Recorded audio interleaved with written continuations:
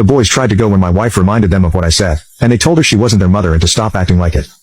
I found my wife laying in her sewing room with all of my alcohols even though she had never drunk any before, and I also noticed all of the clothes she made for the trip had been cut apart. She continued not to speak or move for the next 2 days, so I had to bathe her, but she wouldn't take any food.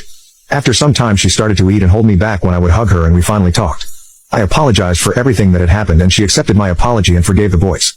I noticed the 2 days that followed that she didn't really speak to the boys like she used to.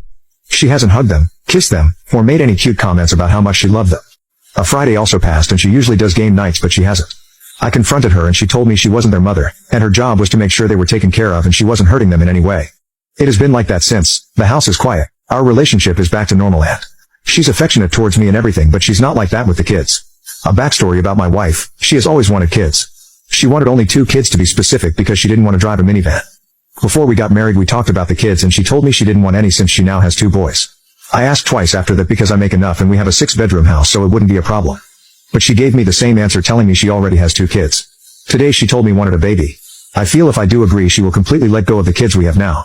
How should I go about this? Has anyone else who's remarried had an issue with their kids not getting along with a new partner?